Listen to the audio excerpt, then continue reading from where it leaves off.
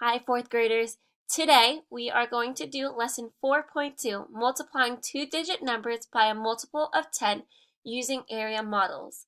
We have done this in the past when we did one digit times a multiple of 10 using area models, so you should be very familiar with the strategy. Let's start off with a problem. 42 times 30. I want you guys to think about how we can say that in words. We can say that by saying 42 rows of 30. Now I'm going to draw out my area model. I know it is 42 rows of 30, so I'm going to draw my area model vertically.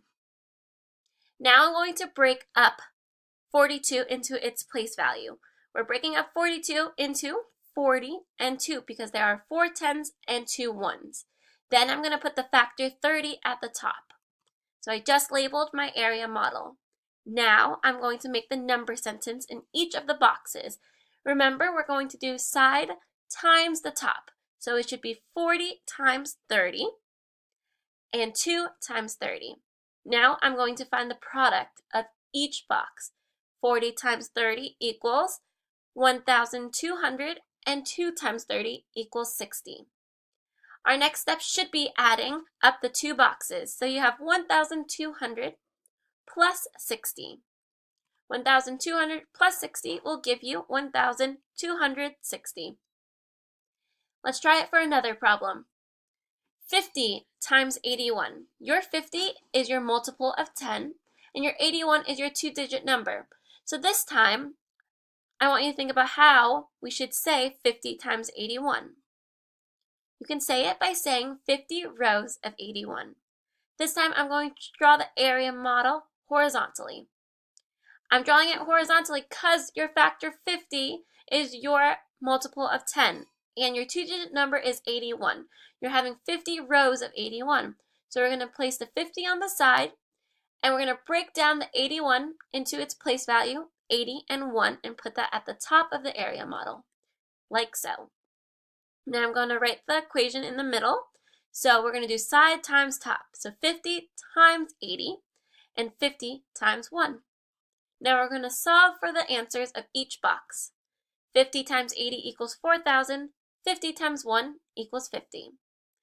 Our last step is to add those two products together. So 4,000 plus 50 equals, hopefully you guys all got the same answer I did because it's a very simple addition problem.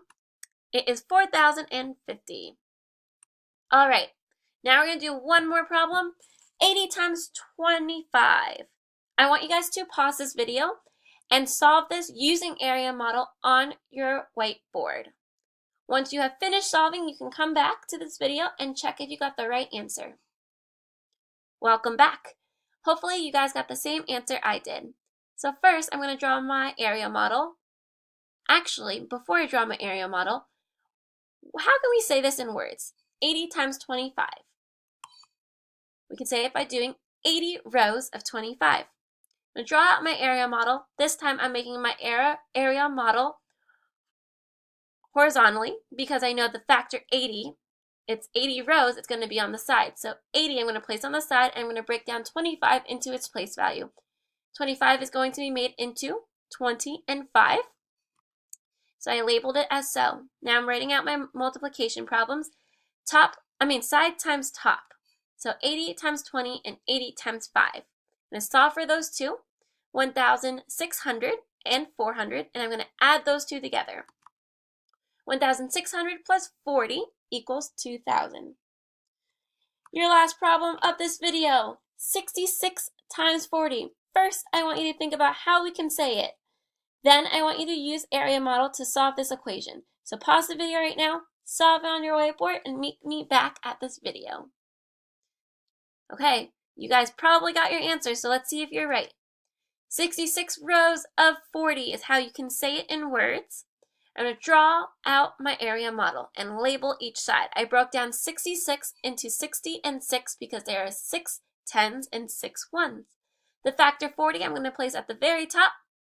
Now I'm going to write the multiplication problems. 60 times 40 and 6 times 40. I'm going to solve for those two boxes. So I know 6 times 4 equals 24, and I'm going to add the two zeros. to give me 2,400. Then 6 times 40, I know 6 times 4 is 24, and I'm going to add that 1 0.